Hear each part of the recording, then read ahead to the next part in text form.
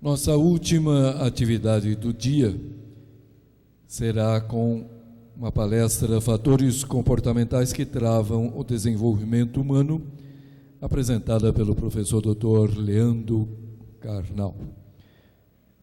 Leandro Carnal é historiador, doutor pela Universidade de São Paulo, USP, professor na Unicamp e escritor.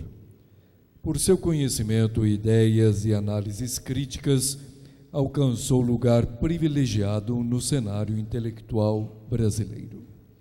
Atualmente é um dos mais solicitados palestrantes do Brasil. Alguns de seus livros estão entre os mais vendidos, como O Inferno Somos Nós, Todos contra Todos, Crer ou Não Crer, O Dilema do Porco-Espinho e o recentemente lançado O que Aprendi com Hamlet. Na mídia televisiva participa frequentemente de programas como o Jornal da Cultura, Café Filosófico, CPFL, entre outros. É colunista semanal do jornal O Estado de São Paulo e presença de destaque na Imprensa Nacional.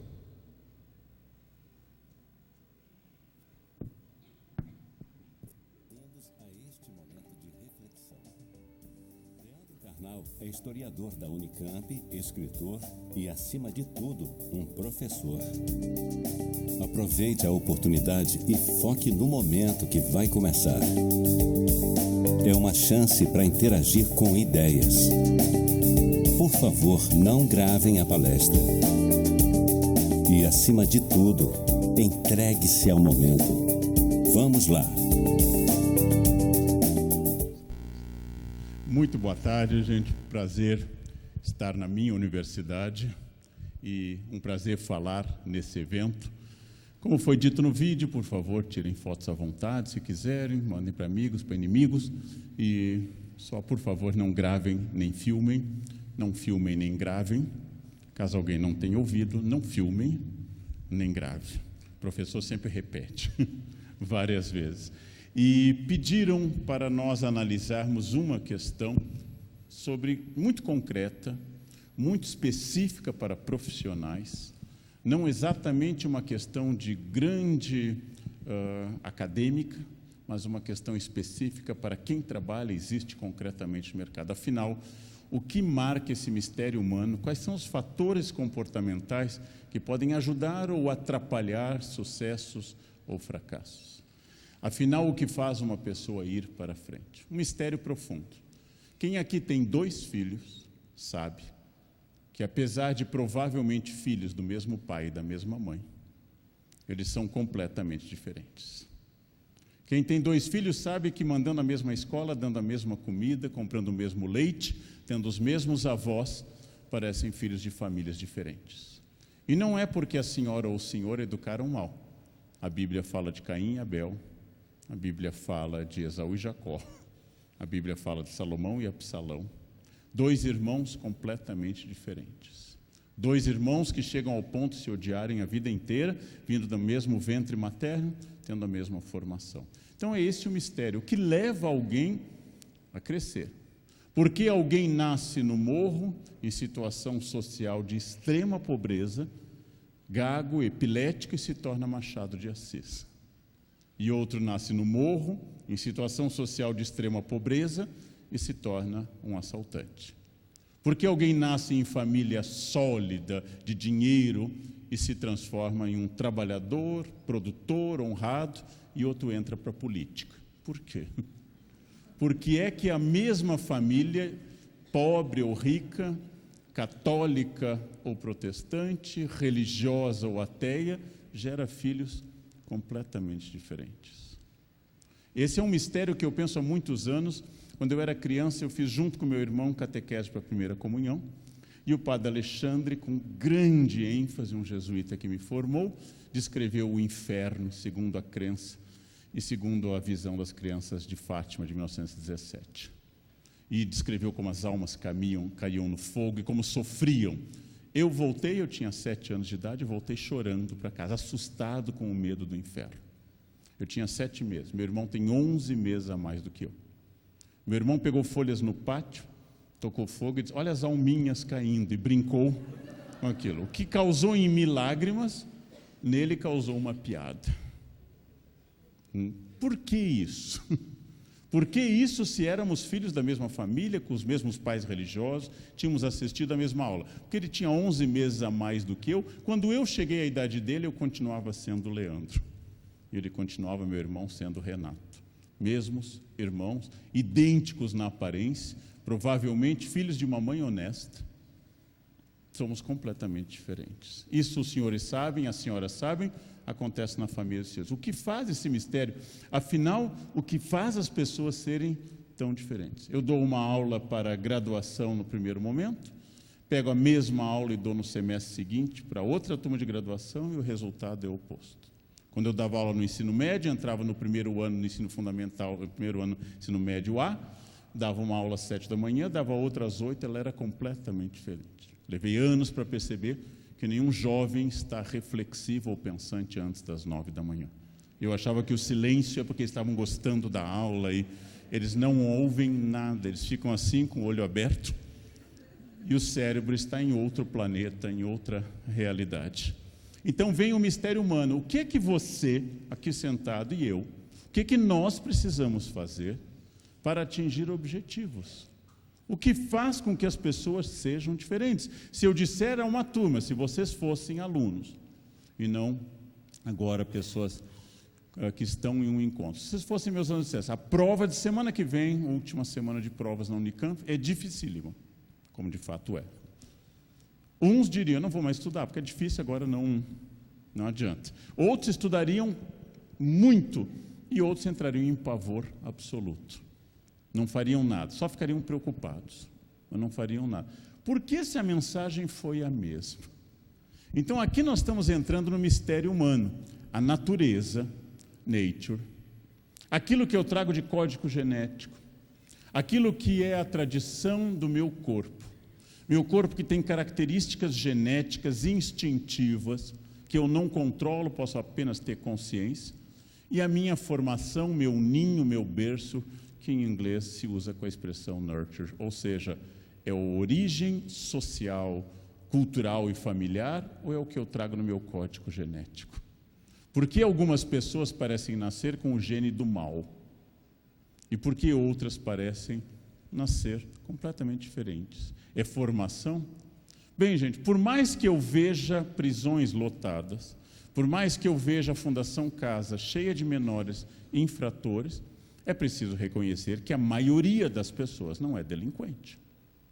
Porque se somos um país de 210 milhões de habitantes, com o trágico número de 730 mil presidiários, é óbvio que isso ainda é incrivelmente uma minoria. Imaginem se 10% da população fosse formada de assassinos e criminosos, e nós teríamos 2,2 milhões, 1%, 22 milhões, 10%. Qualquer um desses números, 1%, 2,2%, ou 2,1%, desculpe, ou 10%, 21 milhões, nós teríamos, estou o ministro da Educação errando a infração. Então, isso seria algo espantoso, espantoso. O que eu estou dizendo, então? Nós não dominamos perfeitamente a combinação de berço e natureza, formação e código genético. Você, ao trabalhar um bebê, que vai se tornar uma criança, um aluno, um adolescente, ele não é alguém igual a outro bebê. Você, ao trabalhar um ser humano, ele é completamente diferente de outro ser humano. Porém, é óbvio que formação faz muita diferença. Formação também faz diferença. É isso que nós vamos pensar. O talento, a capacidade de resolver problemas, a criatividade, a capacidade de ir adiante, ela é natural ou é fruto do esforço? Eu posso ensinar alguma habilidade que as senhoras e os senhores não dominem? Não sei eu, piano. E todos aqui, se estudarem 12 horas por dia, tocarão da mesma forma? Não. Todos aprenderão, do ponto de vista técnico, sim, se não tiver uma deficiência cognitiva estrutural, se não tiver alguma questão cognitiva estrutural, todos podem aprender uma língua, um instrumento musical, todos podem aprender um conhecimento. Serão bons nisso? Mais complicado responder. muito mais complicado. Afinal, o que torna alguém bom? Por que é que há pessoas que demonstram muita inclinação a uma área? A minha ideia era a ideia do senso comum. Exemplo, o que faz de Mozart, Mozart? Porque é um menino que, desde que nasceu em Salzburg, se inclinou à música. Ele era alguém de 3 anos de idade, estava sentado ao cravo. Não tinha completado 10, já tinha uma ópera composta. Tinha um ouvido absoluto e uma disposição para a música total. Mozart é um talento inato, uma vocação, palavra de origem religiosa, vocare, chamar. Ou Mozart é fruto do esforço? Bem, a irmã dele também se esforçou, tinha o mesmo pai, Leopold, músico e professor de música. Mas por que a irmã não foi? Porque a irmã era mulher, o século XVIII é profundamente preconceituoso com as mulheres, por isso, perfeito, Mozart teve 2 filhos, homens, que tiveram aula de música com Mozart. Isso é um privilégio enorme. Os 2 são completas capivaras musicais. Completamente antas. Não compuseram nada de relevante, apesar dos 2 terem se tornado músicos. Já Bach, que teve 20 filhos, teve filhos com músicos de primeira grandeza. É comum, na Alemanha, a família Bach produzia a cada geração um gênero, qual Johann Sebastian, que morreu em 1750, foi o maior nome. Mas o meio favorece, sem sombra de dúvida.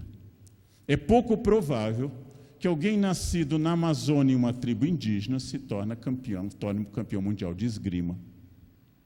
É pouco provável que alguém nascido em uma área gelada, como a Antártida ou o Círculo Polar Ártico, se torne campeão de equitação, porque não houve aquilo na sua formação.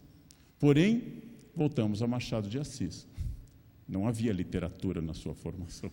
Não havia francês, língua que ele dominou perfeitamente. Não havia escrita. Isso tudo é extraordinário. É uma pergunta válida, não há uma resposta única. Luc Ferry, ministro da Cultura da França e depois filósofo consagrado, ele estabeleceu o seguinte: felicidade e realização só pode ter uma palavra para definir, o critério é pessoal. Significa que não há um modelo. Você não pode ser medido no seu êxito, na sua felicidade, por uma quantia fixa ou por uma habilidade fixa.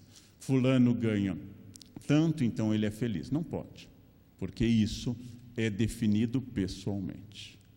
Nós, brasileiros, vivemos contradições sociais enormes, violência extrema nas ruas, instabilidade política e crise econômica. De cada 100 mil brasileiros, 9,7 se suicidam, infelizmente. O Japão não vive nenhuma crise econômica, o Japão não vive nenhum problema social notável, tudo funciona em Tóquio. De cada 100 mil japoneses, 49 se suicidam. É um número espantoso. Parece que num país onde tudo dá certo, eles de raiva se matam. E aqui, onde tudo dá errado, nós de raiva decidimos sobreviver. Já que todos querem nos matar no Brasil, nós vamos sobreviver. E como ninguém quer matar os japoneses, fora Godzilla ou um tsunami, eles sobrevivem. Então, é difícil explicar isso. Por que o suicídio da Suécia é maior do que do Haiti? Você nasceu na Suécia, tudo é perfeito. Você nasceu na Suécia, tudo funciona, todo carro é Volvo. Como é que você vai se sentir irritado nesse país, não? A Suécia tem uma taxa de suicídio altíssima. O Haiti, país paupérrimo da América Central, do Caribe, tem uma taxa de suicídio quase inexistente. Não há uma lógica nisso. Vocês sabem que há ricos depressivos. Vocês sabem que há ricos depressivos. Vocês sabem que há pessoas bonitas com dinheiro depressivos. Depressão não diz respeito a não ter o que fazer, isso é um preconceito. Depressão é uma doença. Ela ocorre a pessoas simples e a pessoas sofisticadas, a pessoas pobres e ricas, a pessoas cultas e a pessoas incultas. A depressão não tem uma origem social, nem uma origem profissional. Empresários trabalhando 16 horas por dia entram em ciclos depressivos. Pessoas desocupadas entram em ciclos depressivos. E outros que teriam tudo para ser depressivo não são. Você olha para a pessoa completamente fracassada em qualquer aspecto, ela está lá, feliz. Hoje não foi bom, mas amanhã vai ser. Esse é um critério pessoal, temos que concordar com Luc Ferry, porque trabalho e vida exigem um equilíbrio, seja ele qual for, e esse equilíbrio é dado por cada um.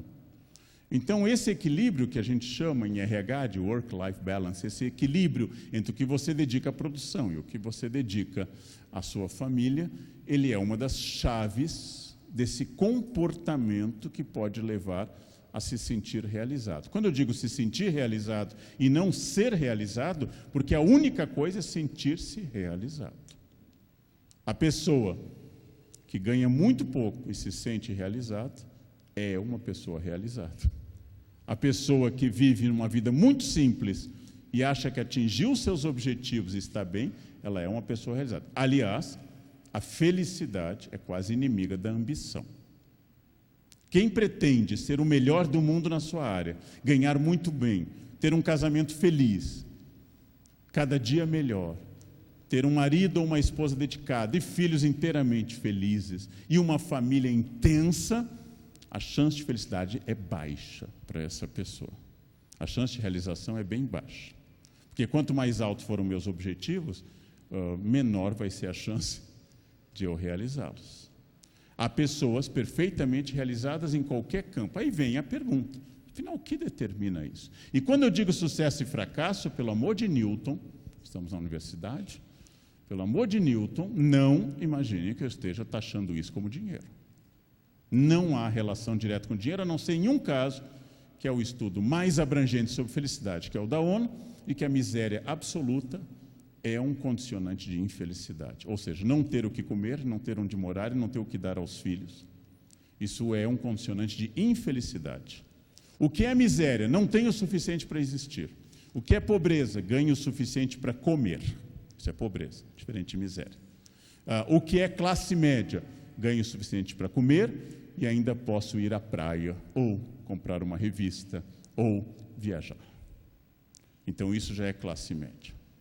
Então, a miséria, de fato, é um elemento que dificulta a felicidade, segundo um estudo muito abrangente mundial da ONU. Pessoas que não ganham o suficiente para comer, têm instabilidade para morar e não conseguem dar aos filhos o mínimo, são pessoas tendentes à infelicidade. Mas, a partir daí, já tem o suficiente para comer, aí nós entramos em um campo muito mais amplo.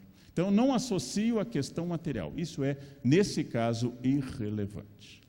Eu associo a pergunta final, quanto? Um outro estudo nos indica um dado muito interessante. Se estivéssemos em um seminário da pós, estaríamos trabalhando com os números, mas estamos em uma palestra geral em que é melhor pensar só nos resultados, por enquanto. Mais importante que ganhar bem é ganhar mais do que as pessoas ao meu redor. Mais importante que eu ganhar R$5.000 é que as pessoas ao meu redor ganhem 13.500. Oferecida em uma universidade americana a chance de você ganhar R$10.000 como todas as pessoas da sala, ou ganhar 9.000, mas os outros ganharem 5, todos optaram por 9.000. Menos. Então, o importante não passa a ser quanto eu ganho, mas o quanto isso que eu ganho pode ser elemento para eu me afirmar diante dos outros. Então, nós estamos entrando em um outro campo muito problemático. A minha felicidade é dada pelo olhar alheio.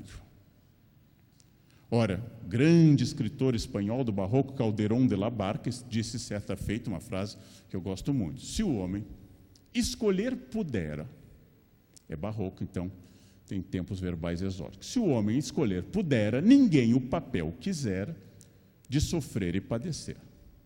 Todos quiseram de reger e de mandar, em ato tão singular, ao pensar que isso é viver, quando é apenas representar. Eu falei em barroquês, agora vou falar em linguagem editorial de jornal. Se nós pudéssemos escolher, todos escolheríamos ser ricos, bonitos, felizes. Ninguém escolheria ser feio, sem recursos, não inteligente. Se eu pudesse escolher, teria escolhido outra coisa. Ninguém escolhe o mal e a infelicidade. Mas não se dão conta que ser rico, bonito e feliz é representar. E o resto é viver. Vejam o que diz Calderón, católico espanhol. Por que eu quero uma Ferrari? A única vez que eu entrei em uma para fazer foto, eu achei desconfortável. o que me ajuda muito, porque eu nunca terei uma, então ajuda eu ter achado desconfortável. Não ruim, mas desconfortável, pequena, pouco espaçosa. O ronco do motor é enorme, mas como não é um carro que se mova por energia sonora, o ronco do motor só pode ter um efeito: impressionar os outros. O homem da fábrica na Itália que eu visitei, curiosamente, no Museu da Ferrari, disse: esse ronco é afrodisíaco. Eu pensei, nossa, a vida sexual dele deve estar ainda pior do que a minha. E a minha estava muito ruim na época, hoje está só ruim. É afrodisíaco sentir o ronco de um carro? Ele disse, você acelera e todos notam. Eu disse, nossa, eu sou uma pessoa vaidosa, mas eu não quero que as pessoas notem na calçada. Olha, é alguém. Geralmente a Ferrari é adquirida, não porque apenas ela tenha virtudes, que ela certamente tem, sou pouco especialista nisso, mas porque as virtudes dela impressionam aos outros. Então, se o homem escolher pudera, todos quiseram esse papel, mas não percebem que isso é representar. Eu brinco com os meus alunos, às vezes, em fim de aula, eu digo a ele, vocês, rapazes, procuram uma mulher mais bonita, vocês, moças, procuram um homem mais bonito. Não procurem, são péssimos amantes. A pessoa linda é sempre ruim, porque ela é linda, ela já entrou com a lindeza. Eu estou aqui, eu sou linda, eu sou lindo, eu sou perfeito, apenas me adore. A pessoa média se empenha bastante. A pessoa média é aquela que se esforça e faz tudo, usa fantasia, sobe no lustre, ela se empenha porque ela quer agradar, porque ela sabe que seu capital na sociedade sexual é pequeno. A muito feia, o homem muito feio, a mulher muito feia, se empenharia ainda mais, mas tem um limite também da sua imaginação. Então, vamos pensar na pessoa média. Seria muito melhor eu procurar uma pessoa média, uma mulher, um homem, se preferirem, médios. Porém, há um problema. Há um problema. Eu vou ter que apresentar para os amigos. Então, por que eu quero a pessoa linda? Porque o que eu quero é a aprovação dos meus amigos. E o que eu quero é que meus amigos digam, aí, tá pegando, hein? Aí, garanhão, é isso que eu quero. Porque na base dessa impressão está a opinião alheia, que é o representar. Eu tenho alguém muito bonita, eu tenho alguém muito bonito comigo. E não a pessoa em si. Essa pessoa é chata, tem voz ruim, a relação sexual com ela, com ele, é um desastre. Ela é vaidosa demais, ela é obsessiva com a sua beleza, ela não me olha. Não é? Às vezes até eu acho que ela está comigo pelo dinheiro, é possível pensar uma coisa dessa. E eu não tenho aquele aspecto prático, e tinha um grande plantador de soja, não vem ao caso lembrar, de caráter muito direto, que acompanhado sempre de moças, em geral 70 anos mais nova do que ele, dizia isso, né? Por que o senhor está com essa mulher tão jovem? Ela está com o senhor por interesse? Acusou uma repórter. Ele respondeu, eu sou milionário. Uma mulher de 80 também estaria por interesse, eu prefiro de 18. Pronto. Ele definiu de forma machista, excludente, uma relação prática. Ela tem o que eu quero e eu tenho o que ela quer. Pronto. É uma relação comercial direta. Se nenhum dos dois se sente enganado, faz parte do nosso processo social. Mas é porque eu prefiro isso, alguém que mostre para os outros. Como eu sei que isso é a escolha correta? Isso é muito difícil, é muito difícil. Porque, é claro, depois que o processo anda, você diz, eu sabia que não ia dar certo. Eu sabia que não ia dar certo. Olha, desde o início meu coração me dizia que não ia dar certo. Profetas são aqueles indivíduos que depois que os fatos ocorrem, dizem que sempre aquilo iria dar certo. Porque como não existe futuro, não pode haver profecia sobre esse futuro. Então o que acontece? Como eu sei que a escolha é correta? Como eu sei que aquilo vai dar certo ou não? Como eu sei que aquela é uma boa escolha? Ao fazer vestibular com o mesmo irmão que não temia o inferno. Minha mãe profetizou, o Leandro vai fazer filosofia, ele vai passar fome. O Júnior está escolhendo computação, é o futuro. Isso era 1979. E de fato era tanto futuro, que que todo mundo dominou computação. Era o futuro mesmo. E ela tinha razão, filosofia não era uma função, e depois o curso de história, não era uma função que desse dinheiro. Ela tinha razão, mas a escolha de cada um não é racional. Senão todo casamento daria certo, porque você casou olhando para uma pessoa, só que você passou a dormir com outra. Você casou escolhendo uma pessoa que você namorou, e essa pessoa, como um gremlin, foi se transformando à noite. E você fica, não, mas não era assim, você também não. Você também não. Segundo a lógica da natureza, você casa com perfeita visão na juventude. E à medida que sua esposa ou seu marido vão decaindo, os olhos também vão decaindo. Então você não percebe isso. Aí inventamos os óculos, e veio o divórcio, e veio tudo mais. Ora, como eu sei que a escolha é correta? Qual é a melhor profissão hoje? Já que nós temos uma estatística assustadora. 40% de todas as profissões atuais deixarão de existir em 40 anos. Todas as profissões atuais. Tem tendências? Tem. Vamos pensar numa tendência. Seu filho quer fazer medicina na Unicamp, um dos melhores cursos do país, se não o melhor? Excelente. Recomende geriatria. Porque estamos envelhecendo rapidamente. E ninguém mais vai parar de trabalhar no futuro, então vamos precisar de mais médicos. Ou psiquiatria. Isso vai ter futuro enorme. Não peça para fazer pediatria. Haverá menos crianças. Ele pode ser bem sucedido em pediatria? Pode, mas a chance matemática dele é baixa. É mais fácil ele dominar uma planilha Excel do que aprender a escrever com tinta nanquim. Porque há mais futuro nisso. Isso é a tendência, mas isso é o que eu quero? Difícil, mas eu tenho que partir de um pressuposto. Isso eu não tenho dúvida alguma. Você tem que acreditar que a sua vida é fruto de uma interferência racional. Porque senão não precisa estar mais nisso que eu estou falando.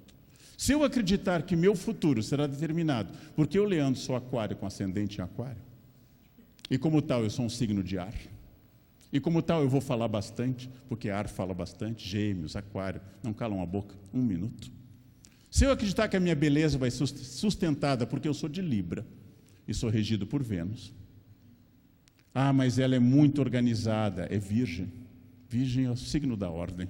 Mas que chefe terrível, Áries. Áries é o cão chupando manga quando manda nos outros. Mas que mulher ciumenta, Escorpião, água. Ciumenta e vingativo, Escorpião. Mas que avarento esse homem, Capricórnio. Capricórnio não gasta nem com a mãe doente. Se você acredita nisso, saia dessa palestra. Você não precisa fazer mais nada, você já é de Capricórnio, você é de Áries. Leandro, você deu certo, sabe por quê? Porque você é do ano do cavalo. Logo, todas as pessoas nascidas no ano do cavalo darão certo. Mas tem o ascendente. Mas tem lá sei eu, o pônei. Tem que pensar no cavalo e no pônei, lá sei eu. Tudo isso, gente, esses determinismos atrapalham o seu sucesso. Pensamento mágico atrapalha o seu sucesso. Não confundam com religião. Religião é uma gramática de relação com o sagrado muito antiga na espécie humana, que vai sobreviver ainda muito tempo. O que é magia? Acreditar no poder de coisas, de objetos. Magia é acreditar que seu sucesso esteja relacionado à lentilha no ano novo. Magia é acreditar que lingerie vermelha vai lhe trazer amor no Réveillon. Magia é acreditar que numa sexta-feira 13 as coisas vão dar errado. Magia é mudar o seu nome para que fique numericamente melhor. Quem faz isso deve mudar seu nome para animal. Porque se acredita que a quantidade de letras determina o sucesso ou fracasso, é uma pessoa que não tem a racionalidade humana. Religião, eu estudo há 30 anos, é um fenômeno fascinante. Magia também é fascinante, mas é típico de um pensamento que ainda não atingiu o grau da reflexão. Não confundam uma coisa com outra. Então eu tenho que acreditar o seguinte: entre a impotência, eu não posso fazer nada, e a onipotência, atributo do divino nas crenças dominantes de hoje, existe o humano. O ser humano não é um pedaço de pedra, o ser humano não é uma folha levada ao vento e não é um animal. É um animal, mas é um animal racional. É, segundo Aristóteles, um animal político. É, segundo Pascal, um caniço pensante. Um frágil caniço, mas um caniço pensante. Tudo pode matá-lo, mas ao contrário dos animais, ele tem escolha. Eu tenho escolha. O que eu vou jantar? Eu tenho escolha.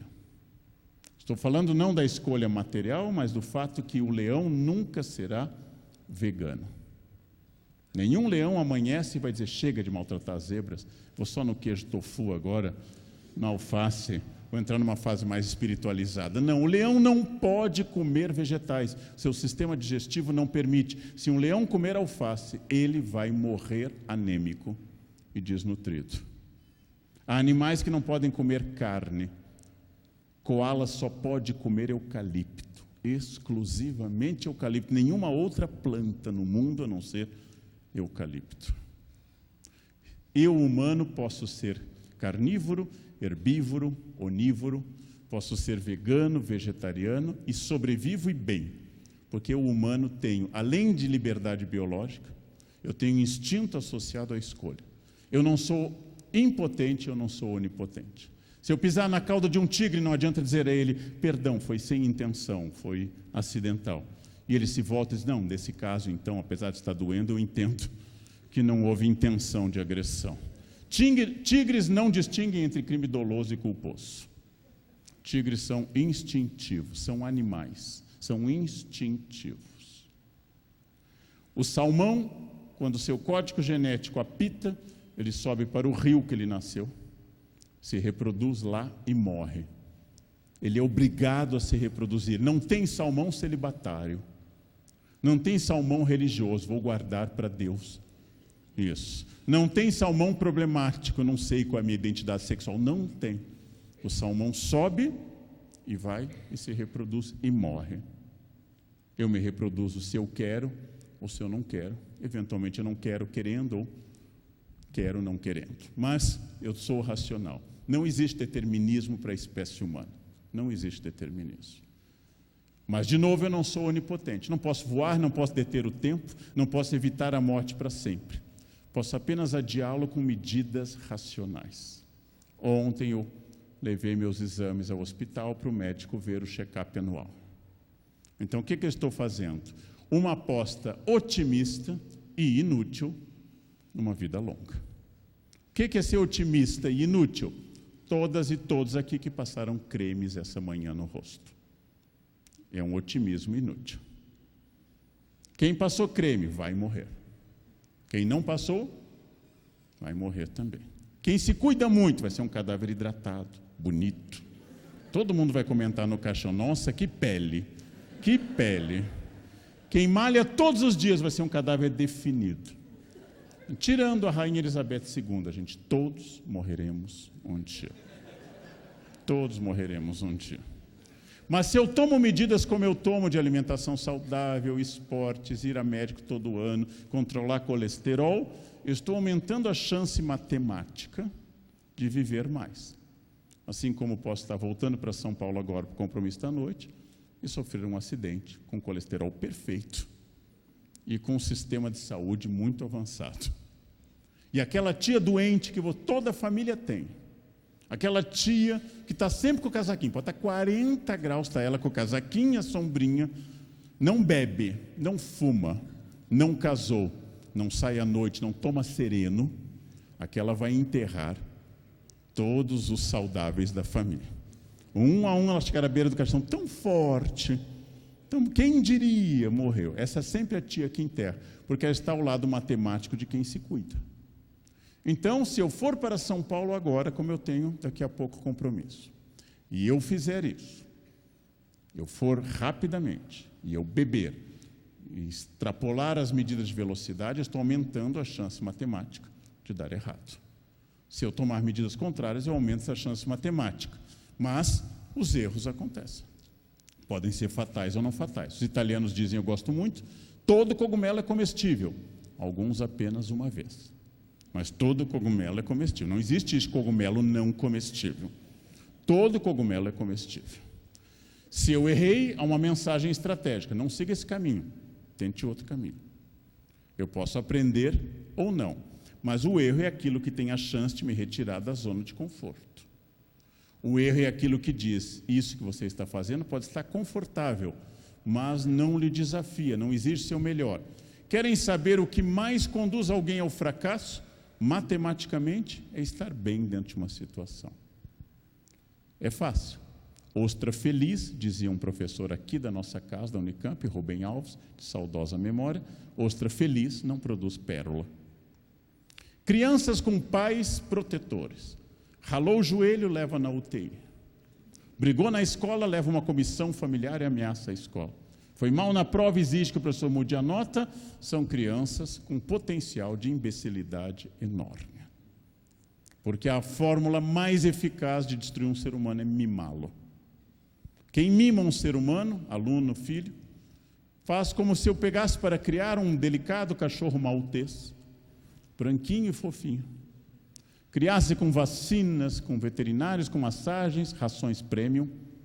E quando ele atingisse a idade de plenitude de um cachorro, 2 anos, soltasse na floresta amazônica. Agora vai ser livre, maltezinho. Vai, porque agora você já é um adulto. E seria comido por um calango ou por um mosquito na Amazônia. Porque quanto mais eu protejo, mais eu impeço de viver. Então, a zona de conforto é aquilo que destrói uma carreira e um casamento. Se eu tivesse que dizer atitudes comportamentais que barram o sucesso, é viver na zona de conforto. Mas está bem. Quando você diz à sua esposa, usa aquela lingerie que eu te dei no dia dos namorados, e ela diz, para que estamos só nós? A minha pergunta é, com quem você vai usar? Se estamos só nós, quais são os seus planos? Não, aquela é do médico. Pior ainda. Pior ainda. A zona de conforto é aquilo que nós sabemos do embrião da galinha. Se até a 3ª semana ele romper o ovo, ele morrerá. Porque ele não tem condições de existir no mundo. Se a partir do 21º dia ele não romper e surgir ao mundo para suas dificuldades, ele morrerá. A zona de conforto é o que lhe protege e é o que lhe mata. Saber qual é a hora de romper com ela é fundamental. Baixou a guarda, começou a diminuir o frio na barriga, começou a beijar sua esposa na testa. É o início do fim. Você está na zona de conforto. Por quê? A testa é a única zona humana não erógena. Nunca houve alguém que passando em Campinas disse, olha o testão daquela gata. Nunca, gente, nunca. Ninguém se seduz com a testa. Começou a beijar na testa, é sinal do fim. Começou a ficar à vontade, usa moletom em casa, corta a unha na sala. Por que eu estou fazendo isso? Porque eu estou à vontade, é a minha zona de conforto. E é isso que está matando o casamento. Começa a comer na cama, leva biscoito de polvilho para a cama. É isso. O mundo é entrópico. A física nos ensina que a entropia é a perda natural de energia que acontece em todas as situações. Tudo que é quente está esfriando, se não receber energia extra. Tudo que é rápido está diminuindo a velocidade. Tudo que existe está desaparecendo. Tudo tende a se igualar com a energia do ambiente. Resultado, o mundo vive em entropia. Se eu parar, eu não paro, eu serei superado. Ah, mas nós estamos bem, a nossa empresa vai muito bem, sim, um dia. Isso também foi a opinião da Varig. Nós estamos muito bem. Não, mas nós temos muitas fábricas, as indústrias Matarazzo também constataram isso, 365 indústrias. Como é que a gente pode quebrar? Somos a maior companhia aérea do mundo, a Panam. De fato, estão muito bem. Nós dominamos quase 100% do mercado fotográfico, Kodak. Estamos muito bem. Infelizmente, você está tão bem que outras pessoas mais jovens, mais dinâmicas, com outras soluções de engenharia, estão chegando ao mercado. Você está ficando para trás. E é isso, tudo muda sempre. Ao contrário das nossas avós, que casavam e sabiam que iam morrer casados. Porque, apesar de não serem eventualmente felizes, ninguém separava. Era muito pesado. Existia uma coisa que os jovens nem sabem, era a pessoa desquitada. Era muito pesado. Era muito pesado ser um homem ou uma mulher desquitado. Era quase que um pária da sociedade. O filho ia mal na escola, porque também os pais são separados. Se tinha pai separado, não podia entender binômio de Newton, não podia entender tabela periódica, porque os pais são separados. Hoje, gente, tudo muda. Seu casamento precisa ser refeito todos os dias. Gente um pouquinho melhor que você, como o Brad Pitt, foi largado. Pense nisso, faça essa comparação. O homem é um produto extraordinário. O homem, gênero, o mercado consome esse produto em qualquer estado de conservação. Isso é extraordinário. É como um sofá velho, põe na rua, alguém passa e pega. Não gostou do seu marido, chato, barrigudo, ronca? Tem quem queira, é incrível. Tem quem queira, é incrível, é só soltar na calçada. Isso vale para tudo hoje, não temos mais segurança, não temos mais essa segurança. Então fica essa pergunta para responder de forma objetiva. Quais são atitudes que garantem acompanhar a mudança, sair da zona de conforto, fugir do determinismo que eu tratei? A primeira delas, ação. Então tirem da cabeça uma fantasia do mundo contemporâneo, pensamento positivo. Pensamento positivo é uma fantasia mágica do mundo contemporâneo. Diz o meu amigo Dr. Drauzio Varela que doentes com muito pensamento positivo tomam um remédio na hora certa, e isso faz diferença. Quanto ao pensamento, não faz diferença alguma. Gente otimista vai ter câncer, gente pessimista vai ter câncer. Gente muito ligada a Deus e à fé vai ter câncer e vai morrer. A padroeira brasileira contra o câncer é Madre Paulina, morreu de câncer. Gente azeda e ruim vai morrer também, porque o que vai mudar é a ação. Não adianta. Não adianta ficar aqui parado com incenso, cristais violeta, fazendo a um, não muda sêmen algum. Se você não entendeu o que eu acabei de dizer, pergunta a um coleguinha mais safado. Protagonismo de vida. Isso que eu tenho que acreditar. Eu posso mais. Eu posso transformar mais meu corpo dentro dos limites do humano. Eu posso saber mais. Eu posso aumentar minha renda, eu posso mudar o modelo de família, eu posso transformar o almoço de domingo em algo interessante. Eu posso transformar o Natal numa festa agradável.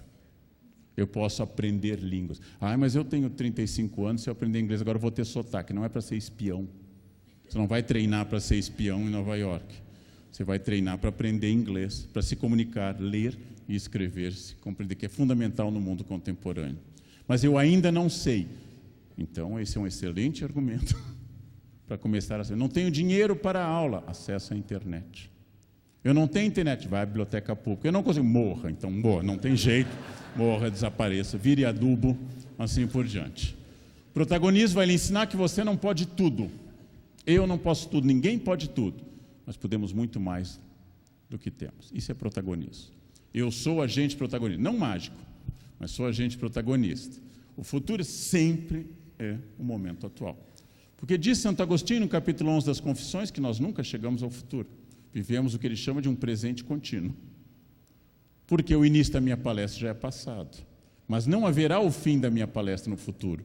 Verei eu no presente, que será o fim da palestra. É isso. O futuro é sempre agora. Mas em nenhum momento, quando eu fiz meu primeiro vestibular, eu pensei, eu vou estudar muito, porque um dia vão me chamar na Unicamp para fazer isso. Não havia Unicamp no meu imaginário até o dia que eu vim fazer concurso nessa grande instituição.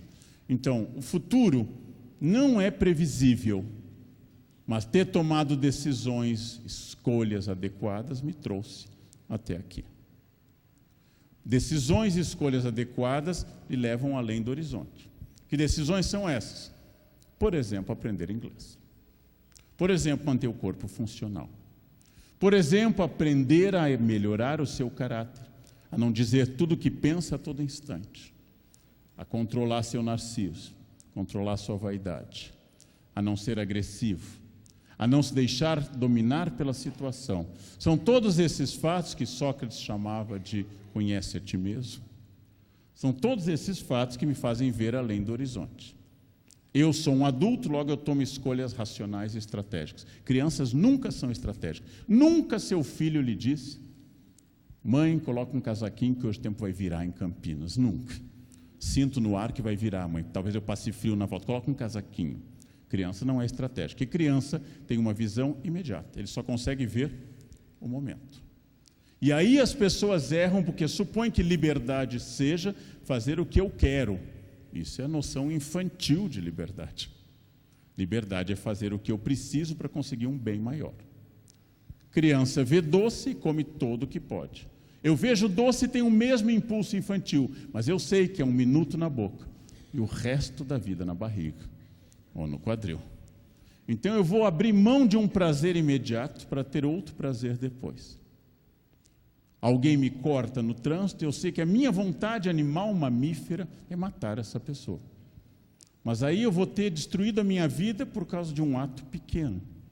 Então manda assim: hoje eu não vou te matar, filho de luz, abençoado, que me cortou. Hoje você vai adiante aqui na Bandeirantes. Vá, siga seu caminho, anjo. Vá a morrer adiante. A visão além do horizonte é exatamente isso. Quando eu entendo que as minhas escolhas são todas livres, as consequências são todas obrigatórias. Eu sou livre para escolher o que eu quiser. Sou livre para beber, comer. Sou livre para tudo dentro dos limites do humano. As consequências são obrigatórias. E as pessoas interpretam que a gente é livre sempre. Não. Você é livre para escolher usar uma pedra de crack. Mas esse vício maldito e terrível pode lhe viciar na primeira pedra. E você vai destruir sua vida. Se você não gosta de viver, mate-se, mas não use crack. Porque o crack vai ser uma morte lenta. É melhor morrer de uma só vez. É melhor morrer de uma só vez. Então eu sou livre para isso. Eu sou um ser histórico e responsável. Eu tenho diante de mim escolhas diárias, cotidianas. Eu tenho escolhas dentro dos limites do humano constantes. Como é que você sai da cama tão cedo, Leandro? É assim. Toca o celular, eu abro os olhos e saio. Leandro, você lê muito, leio. Como é que você faz? Eu sento, abro o livro e eu leio. É muito complexo o processo. Eu vou repetir para quem não captou. Sento, abro o livro e leio. Pronto. Eu não consigo sair da cama cedo. O seu edredom é um ser vivo, que ele segura. Você quer sair, mas ele imobiliza como a múmia de Tutancâmon. Seu travesseiro é um ser autônomo, senciente. A cama lhe enrosca, ou você decide virar para o lado racionalmente. Só mais um pouquinho, a frase fatal. Que está. É importante acordar cedo? Não. O importante é você saber que o horário é determinado por você. Você pode decidir trabalhar a noite inteira, ou acordar cedo. Ou seja, eu sou um ser histórico e responsável. Não tem sobre mim uma escolha superior. Não tem sobre mim aquilo que Sartre, filósofo que morreu em 1980, chamaria de má fé. Aquela dificuldade que eu tenho de assumir minhas escolhas e eu transfiro a terceiros. Por que você não estudou? Meu pai não apoiava. Você está morto. Vai fazer o quê? Que ele encarne uma mesa espírita e lhe diga para estudar agora? Nossa, por que você não foi para o exterior? Eu era casado, então só solteiros viajam. Só solteiros estudam. Eu tive um filho, só estéreis estudam. Gente fértil não vai para frente. O que significa isso? Eu sou um ser histórico e responsável. Toda escolha implica perda. Guardem essa ideia. Isso é a noção adulta de consciência. Toda escolha implica perda. Se eu casei, eu perdi algo e ganhei outra coisa. Se eu estou envelhecendo sem ter casado, eu perco algo e ganho outra coisa. Se eu trabalho muito, eu vou ganhar algumas coisas. Se eu não trabalho nada, eu vou ganhar outras coisas. Decidi passar o domingo preparando as falas da semana. Perfeito, a semana foi tranquila, mas perdi o descanso do domingo. Decidi passar o domingo descansando, vou ter a semana atribulada. Toda escolha implica perda.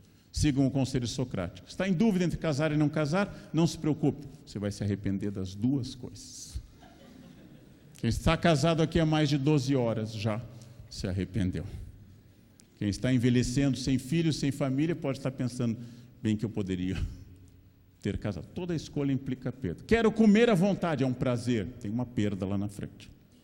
Quero me negar todas as comidas gostosas e cair de cara na alface, no rabanete por resto da vida. Tem uma perda num lugar e um ganho. Toda escolha implica perda. Estudar ou não estudar, beber ou não beber. Por isso eu preciso ter foco no que eu quero, equilíbrio, capacidade de me conhecer. Isso são atitudes que mudam o comportamento. Isso são atitudes que me fazem a distinção entre um grande obstáculo de vida, que é a inveja. A inveja nunca é boa. A cobiça pode ser boa. Eu cobiço sua fluência em inglês. Onde você estudou? Quero estudar também. Isso é uma cobiça positiva. Seu carro é lindo, como você conseguiu comprá-lo? Eu quero também. Perfeito. A inveja é sempre a tristeza pela felicidade do outro. A inveja é sempre negativa. Não existe inveja branca, isso é só racismo. Não existe inveja branca. A inveja é um sinal de fracasso. E aí eu vou mostrar uma foto que eu não preciso explicar nada. Inveja quer dizer não ver, invidere em latim. A foto já diz tudo. Sophia Loren, uma das mais talentosas artistas da história. Jane Mansfield é muito menos do que ela. Vem um fotógrafo. Ao invés de sorrir para a câmera, mostrar a beleza de Sophia Loren, uma mulher talentosa com o privilégio de ter envelhecido bonita. Sophia Loren mira no Silicon Valley, lá da colega. Quem é hoje Jane Mansfield? Comparando com Sophia Loren, ninguém. Morreu pouco tempo depois dessa foto em acidente. E Sophia Loren não viu o que ela devia ver, que era ela mesma, e olhou para o outro. A grande Sophia Loren, a genial Sophia Loren, a linda Sophia Loren, não viu. Inveja, como diziam os caminhoneiros, é uma M, porque ela atrapalha muito a vida. O bom modelo é, se alguém está à frente, o que eu faço para chegar lá? O que eu faço para conseguir o que você conseguiu? O que eu faço para te acompanhar? O que eu faço para ter esse conhecimento, essa família ou essa casa? Ou essa fluência em alguma língua? O que eu faço para isso? Ao invés de ficar dizendo, ele teve sorte. Ele teve sorte. Hein? Então, essa é a crença aristotélica. O caráter é perfectível, não é perfeito. Eu posso melhorar. Eu não sou Gabriela, eu nasci assim, eu sou sempre assim. Gabriela, não é isso. Eu sou perfeitível. Ah, esse é o meu jeito. Bom, esse é o jeito do qual você partiu. Você vai ter que trabalhar com isso. Eu sou uma pessoa irritadiça. Dou aula há 37 anos. Nunca bati um aluno. É uma vitória. É uma vitória. Renovada todo semestre. Só esse semestre. De novo, eu não vou matar ninguém, nem espancar ninguém. A um, e diariamente eu vou repetir. Para outros, tem gente que tem paciência natural, mulheres em particular são mais pacientes, tem paciência natural, olha, repete, manda o filho escovar os dentes 4 vezes por dia, 15 anos. Eu já espancava e arrancava os dentes, não quer escovar, moleque, fica sem dente, então arrancava todos. Outros são, escova os dentes, já escova, já faz bafinho para eu ver de novo, e de novo. Eu sou perfectível. Para mim, o ato de acordar é fácil, a qualquer horário da madrugada. Para outros não é tão fácil. Para outros, não comem um pacote de Alma Chips, definem abdominal. Eu tenho endocrinologista, personal, plano, e é um sacrifício sempre no limite, sempre médio-baixo. Para isso, perfectibilidade, desde que eu me inclua na resposta, que eu sou responsável. Não o sistema, não o Brasil, não a Unicamp, não Campinas, não a minha família. Eu sou responsável. Eu posso tudo de novo? Não, porque eu não sou Deus. Eu não posso nada? Não, porque você não é uma pedra, nem um peixe. Você tem livre-arbítrio, você tem vontade. Sou responsável. E com isso, eu vou controlar a única coisa que nunca pode ser reposta. A única coisa que te aproxima de qualquer milionário. Se ele perder tempo, ele está perdendo tempo e você também. Por isso, gente, por favor, pelo fim do bom dia em grupo de WhatsApp, pelo fim do boa noite, pelo fim do bom final de semana, pelo fim das mãozinhas em prece, digam no grupo da família, vale por 10 anos, bom dia para todo mundo, com a graça de Deus, da bem-aventurada Virgem Maria, que nos cubra com seu manto até o dia do juízo final, amém, e pronto, saiam do grupo, pronto, nunca mais, não se ganha nada mandando mensagens todas, não fotografem quando forem ao quilo, e manda comida para estou no quilo, kkkk, estou no bandejão, kkkk. Não se orgulhem dessas coisas. Aceito, estou no bandejão, mas é o que tem para hoje, depois um dia eu vou conseguir. Não precisa botar. O sol está se pondo, ele faz isso todos os dias, há 4,5 bilhões de anos, desde que a Terra surgiu. Um dia vai deixar de fazer. O que estamos fazendo de nós mesmos? Pergunta que Foucault nos faz. Não tem uma segunda vida, não tem um momento posterior, não tem uma vida depois dessa, não é um ensaio. Isso não é um ensaio, não. A partir do ano que vem eu vou conseguir. Não, quando eu me aposentar eu vou viver. Não, você está vivendo agora. Tem que ser agora. Agora, talvez você não se aposente, a chance é muito grande nesse momento. Não guarde a vida para esse momento. Esteja onde você está, como os budistas nos advertem. Não esteja em outro momento. Esse é um conselho que eu aprendi com a monja Cohen, que escreveu o livro comigo. Não esteja aqui onde eu estou agora pensando no texto Estadão que eu não corrigi. Não esteja aqui pensando na palestra da noite, porque ela terá seus próprios problemas. Esteja onde você está. Quer dizer trabalhar muito? Não. Quer dizer quando você for trabalhar, trabalhe. Quando for com a família, esteja com a família. Quando for dormir, durma. É isso que é o conselho budista. Pare de fazer tudo ao mesmo tempo. Controle o principal inimigo, o primeiro pecado capital, o destruidor de carreiras, a vaidade. Ele passou na minha frente com o carro, vai fazer o quê? Vai chorar? Babaca. Vai entrar em crise? Mas ele me chamou disso. Você é ou não é? Se você é, não se irrite. Se você não é, não se irrite. Veneno só funciona se eu beber. Ai, mas ele disse que minha mãe era isso. Ela era? Pense bem. Aquelas noites que sua mãe saía, ela era? Não. Então, por que você se ofendeu? Por quê? Controle sua vaidade, controle. Escolha a luta correta. Tem lutas que tem que ser a vida inteira. Lutem contra o racismo. Lutem contra a violência contra as mulheres. Lutem contra a pedofilia. Nunca lutem no trânsito. É idiotice. Você nunca ganha, mesmo quando está certo. Escolham as lutas corretas. Tem lutas de vida inteira. Vida inteira. Escolham as lutas corretas, porque o que distingue a vitória do fracasso é a atitude comportamental chamada resiliência. O que é resiliência? Palavra que está tão em moda e é correta. É repetir, repetir, resistir. Resiliência não é ter uma boa ideia. Todos já tiveram. Todo fracassado já teve uma boa ideia. Resiliência é tê-la de novo. Resiliência não é ir para a academia amanhã. É depois da manhã, segunda, quando fizer frio, quando o inverno chegar de fato. E de novo, e quando está sem vontade. Resiliência não é se matricular em um curso de inglês. Resiliência não é só hoje eu não vou responder a minha sogra. Só hoje, é todos os dias. Porque família é como herpes, volta, volta, volta. Toda briga reaparece. Brigou no Natal, volta na Páscoa. Não adianta. Resiliência é a capacidade de enfrentar permanentemente todas as coisas. Resiliência é sofrer o vento, sofrer o frio e continuar de pé. E é difícil. Não é a segunda-feira que é difícil. É a sucessão de centenas de segundas-feiras. Disse uma peça de teatro que eu assisti no exterior, Thérèse, a Carmelita dá conselhos, a jovem Carmelita, e diz assim: no Carmelo só são difíceis os 50 primeiros anos. Depois passa. No casamento também. Os 50 primeiros anos são mais duros. Depois você vai ver que passa rápido, até porque a sua consciência do depois vai ser muito pequena de tudo isso. A resiliência é constante. Essa é a grande chave. Não é ir quando eu tenho vontade, não é ser amável quando eu estou amável, não é acordar no dia que eu estou bem, mas acordar depois no dia seguinte. E de novo, e de novo. É isso que é resiliência. É a capacidade de enfrentar a neve e a seca. É a capacidade de enfrentar desgraças e alegrias, a capacidade de enfrentar coisas e continuar permanentemente. Se você não tem isso, muito difícil. Essa é a grande atitude comportamental, paciência.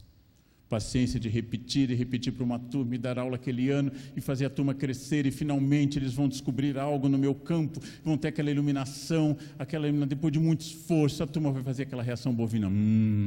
Enfim, entenderam depois de um ano de aula.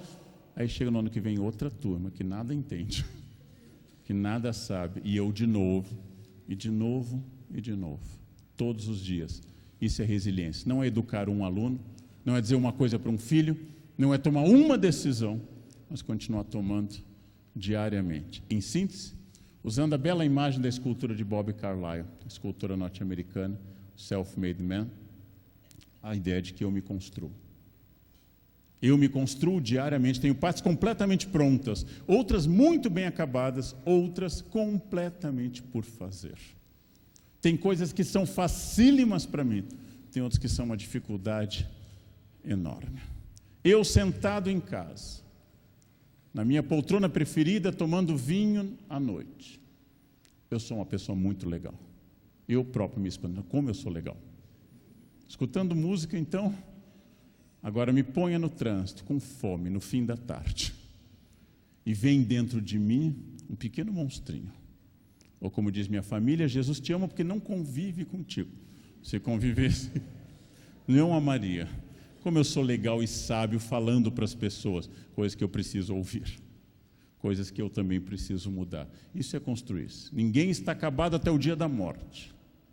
Ninguém tem todas as experiências. Todo mundo precisa ouvir, aprender, aceitar, mudar, errar, tentar. Isso é construir. Essa é a grande atitude que caracteriza essa resiliência, que faz com que você saia da zona de conforto permanentemente e continue esculpindo, se transformando, parando de acreditar em natureza, em determinismo, em má sorte, em signo e todas essas balelas, e sabendo que se eu não sei alguma coisa, eu tenho que começar a estudá-la.